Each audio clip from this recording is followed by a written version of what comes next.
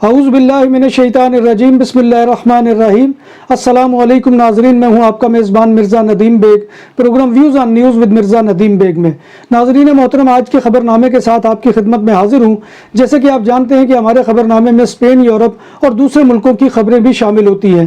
آج کی سب سے پہلی خبر کا تعلق یورپ سے ہے کہ یورو زون کے دو ممالک جرمنی اور اسپین میں اگست کے مہینے میں مہنگائی میں بے حد اضافہ ہوا ہے اور اشیاء صرف کی قیمتیں بے حد بڑھی ہیں۔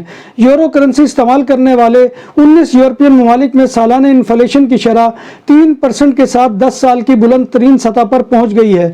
یورو زون میں انفلیشن جون میں 1.9% تھی، جو جولائی میں بڑھ کر 2.2% ہو چکی ہے، اور اس اضافے کی وجہ فیول یعنی ایندھن کی قیمتوں کا بڑھنا ہے۔ اگست میں انرجی سیکٹر میں سب سے زیادہ سالانہ اضافہ ریکارڈ کیا گیا ہے، جو کہ 15.4% ہے۔ کاتالونیا کی سپیریئر کورٹ نے کاتالونیا کی صوبائی حکومت کی طرف سے مسلط کردہ نائٹ لائف پر بندش کو برقرار رکھا ہے۔ عدالت نے کاتالان حکومت کی جانب سے نائٹ لائف کی بندش کے ضمن میں دلائل کو شعبے کو بند رکھنے کے لیے کافی قرار دیا ہے۔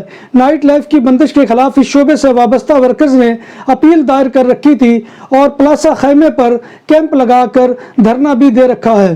اسپین کی اتھارٹیز نے بتایا ہے کہ ریسکیو ورکرز نے فوئرتے بینتورا کے جنوب میں ربڑ کی ایک کشتی سے رات گئے 32 تارکین وطن کو زندہ بچا لیا، جبکہ ایک تارک وطن ہلاک بھی ہو گیا۔ بچ جانے والوں میں سے ایک تارک وطن ریسکیو بوٹ میں انتقال کر گیا۔ اس میں سوار امیگرینٹس کا تعلق شمالی افریقہ کے ممالک سے تھا۔ بتایا گیا کہ تارکین وطن کی کشتی جنوبی مراکشی قصبے تاتان کے قریب ایک ساحل سے روانہ ہوئی تھی، جس پر 60 تارکین وطن سوار تھے، مگر ایک اسپانوی NGO کامیناندو فرنتیرا کے مطابق جب کشتی کو ریسکیو کیا گیا تو اس پر 42 تارکین وطن سوار تھے۔ یاد رہے کہ اٹلانٹک اوشن کا سمندری راستہ یورپ جانے والے سمندری روٹس میں سب سے خطرناک ترین روٹ ہے۔ زندہ بچ جانے والے امیگرینٹس نے یہ بتایا کہ ریسکیو ٹیموں کے آنے سے قبل ہم نے ساتھی مسافروں کی لاشیں سمندر میں پھینک دی تھی۔ اس صورتحال سے ظاہر ہوتا ہے کہ ہلاک شدگان کی تعداد بہت زیادہ ہے۔ اسپین کی NGO کامیناندو فرنتیرا کے مطابق 27 اگست کو ریسکیو گئی کشتی میں کم از کم 29 افریقی تارکین وطن شامل تھے، جن میں 7 بچے بھی تھے۔ 2 جرمن ٹورسٹ بہنیں ہسپانوی جزیرے مایورکا کے علاقے ماناکور میں سمندر میں نہاتے ہوئے ڈوب گئیں۔ وہ تیز لہروں کے باوجود 4 دیگر دوستوں کے ہمراہ گہرے پانی میں چلی گئیں اور انہیں بچایا نہ جا سکا۔ ڈوبنے والی جرمن لڑکیوں کی عمریں 23 اور 25 سال تھی۔ ایک 25 سالہ لڑکی کی نعش مل گئی ہے، جس کو اس کے ساتھی لڑکے نے بچایا تھا، جبکہ 23 سالہ لڑکی کی نعش تاحال لاپتہ ہے۔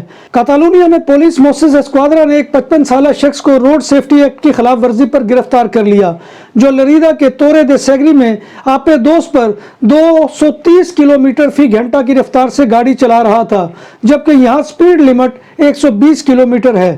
بارسلونا میں پولیس موسس اسکواڈرا نے مومباؤ فارمیسی پر پرتشدد ڈکیتی کرنے والے ملزم کو گرفتار کر لیا ہے، جس نے مزاحمت کرنے پر فارمیسی کے ورکر کو چھرے کے 30 وار کر کے زخمی کر دیا تھا۔ ملزم نے واردات کے وقت سر پر ہیلمٹ پہن رکھا تھا۔ پولیس ذرائع کے مطابق گرفتار ایک 27 سالہ نوجوان ہے، جو ہسپانوی ہے اور اس کا ماضی بھی مجرمانہ ریکارڈ کا حامل ہے۔ اٹلی میں قتل ہونے والی ایک 18 سالہ پاکستانی لڑکی سمن عباس کے 16 سالہ بھائی نے عدالت کے روبرو حقیقت کو بیان کر دیا اور کہا کہ سمن عباس کو خاندان کی مرضی کی شادی کے فیصلے سے انکار پر قتل کیا گیا تھا اور اس کے جسم کے ٹکڑے ٹکڑے کر دیے گئے تھے اور اٹالین علاقے گوستالا میں پھینک دیے تھے۔ بھائی نے مزید بتایا کہ سمن پتلون پہنتی تھی اور اس کے طور طریقے مسلمان عورتوں والے بھی نہیں تھے اور خاندان کے فیصلوں کا احترام بھی نہیں کرتی تھی۔ بھائی نے بتایا کہ خاندان کے متفقہ فیصلے کے بعد 18 سالہ سمن عباس کو گلا گھونٹ کر موت کے گھاٹ اتارا گیا۔ 18 سالہ سمن عباس نے ایک بار سرکاری پروٹیکشن سینٹر میں بھی پناہ لی تھی، جہاں اس نے بیان دیا تھا کہ اس کے ساتھ خاندان کے افراد ناروا سلوک کرتے ہیں اور میرے والدین میرے کزن سے شادی کرنا چاہتے ہیں اور میں یہ شادی نہیں کرنا چاہتی کیونکہ وہ مجھ سے بڑا ہے۔ اس پر میرے والد شبیر عباس نے مجھ پر تشدد کیا اور ایک بار مجھے چھری سے مارنے کی کوشش بھی کی، جس پر بچاتے ہوئے میرے 15 سالہ بھائی کا ہاتھ زخمی ہو گیا تھا۔ اس قتل کے بعد مقتولہ کے والدین شبیر عباس اور والدہ نازیہ شاہین پاکستان میں روپوش ہیں۔ ایک چچا 33 سالہ دانش حسنین اور 2 کزن قتل میں شامل ہیں، جبکہ ایک کزن اکرام اعجاز اٹلی سے بارسلونا فرار ہوتے ہوئے فرانس میں گرفتار ہو گیا تھا۔ گرفتار کزن اکرام اعجاز نے بتایا کہ سمن کو اس کے والد نے گلا دبا کر مارا تھا اور مجھے سمن عباس کے والد شبیر عباس نے دھمکی دی تھی کہ اگر میں نے پولیس کو بتایا تو وہ مجھے بھی مار دے گا۔ بارسلونا کے علاقہ اسپلوگاس دے جوبریگت میں دادی کو لوٹنے کے الزام میں 21 سالہ چور کو گرفتار کر لیا گیا۔ اس چور پر الزام ہے کہ اس نے دادی اماں کے زیورات کو چرایا تھا۔ عدالت نے مراکشی ملزم کو ضمانت پر چھوڑ دیا ہے۔ کاتالان پولیس موسس دے اسکواڈرا کے سادہ کپڑوں میں اہلکاروں نے لیس کورتس میں ڈکیتی کے 2 ملزمان کو گرفتار کیا ہے۔ ملزمان نے ساریہ سان گرواسی محلے میں ایک گھر سے 2000 یورو چرا لیے تھے۔ پولیس اہلکاروں نے دیکھا کہ 2 افراد بھاگ رہے ہیں تو انہوں نے ان کا پیچھا کیا، انہیں روکا تو 25 سالہ البانیہ کے شہریوں نے 2000 یورو کی رقم چرائی ہوئی تھی جو ان سے مل گئی اور چاندی کی کٹلری بھی برآمد ہوئی۔ ہمسائے نے بتایا کہ دونوں چور کھڑکی کے راستے مکان میں داخل ہوئے تھے اور نقدی اور کٹلری چرا لی تھی۔ پولیس نے چوری شدہ مال مالک کو واپس کر کے چوروں کو گرفتار کر لیا ہے، جنہیں بعد ازاں عدالت نے جیل بھجوا دیا ہے۔ جب بات ہو 100% حلال کھانوں کی تو ایک ہی نام، عادل تندوری ریسٹورنٹ۔ بارسلونا میں مہمان نوازی کا پہلا نام عادل تندوری ریسٹورنٹ، بر صغیر کے روایتی حلال کھانوں کا مرکز۔ گریل تندوری روسٹ، چکن اور مٹن ٹکا، سبزیاں اور تڑکے والی دالیں، رس ملائی اور فالودہ۔ قاری عبدالرحمان کی فخریہ پیشکش غریب و امیر کے لیے۔ بارسلونا کے قلب میں واقع عادل تندوری ریسٹورنٹ کا یہ استے نمبر 9 نزد دراسانہ ہاسپٹل بارسلونا۔ یورپی یونین کی عدالت نے فیصلہ دیا ہے کہ اٹلی میں رہنے والے تیسرے ملک کے شہری زچگی اور بچے کی پیدائش کے الاؤنس کے حقدار ہیں۔ یاد رہے کہ اطالوی حکام نے غیر یورپی یونین کے شہریوں کو الاؤنس دینے سے انکار کر دیا تھا جو ورک پرمٹ رکھتے تھے۔ اٹلی کے نیشنل سیکورٹی انسٹیٹیوٹ کے مطابق یہ الاؤنس خاندان کے مالی حالات کے لحاظ سے پہلے بچے کے لیے سالانہ 960 سے لے کر 1920 یورو تک ملتے ہیں۔ اٹلی میں یہ الاؤنس بچے کے والدین کو ہر ماہ ادا کیا جاتا ہے تاکہ بچے کی پرورش ہو سکے۔ اٹلی کے قانون کے مطابق بچے کے والدین کو الاؤنس اطالوی اور یورپی یونین کے شہریوں کے ساتھ ساتھ تیسرے ملک کے شہریوں کو بھی دیا جاتا ہے جو اٹلی میں لانگ ٹرم ریزیڈنٹ کارڈ رکھتے ہیں۔ یونائٹڈ عرب ایمریٹس یعنی UAE کی نیشنل ایمرجنسی کرائسس اتھارٹی نے کہا ہے کہ ابو ظبی آنے والوں کے لیے کوارنٹین کی شرط کو ختم کر دیا گیا ہے اور صرف ویکسین شدہ افراد کوارنٹین سے مستثنیٰ ہوں گے۔ نیشنل ایمرجنسی کرائسس نے کہا ہے کہ مسافروں کو 48 گھنٹوں میں PCR کی منفی رپورٹ پیش کرنا ہوگی۔ نئے احکامات 5 ستمبر سے نافذ العمل ہوں گے۔ دنیا بھر میں کورونا وائرس سے متاثرہ افراد کی تعداد 21,92,82,805 تک جا پہنچی ہے، جبکہ اس موذی وائرس سے اموات 45,45,444 ہو گئی ہیں۔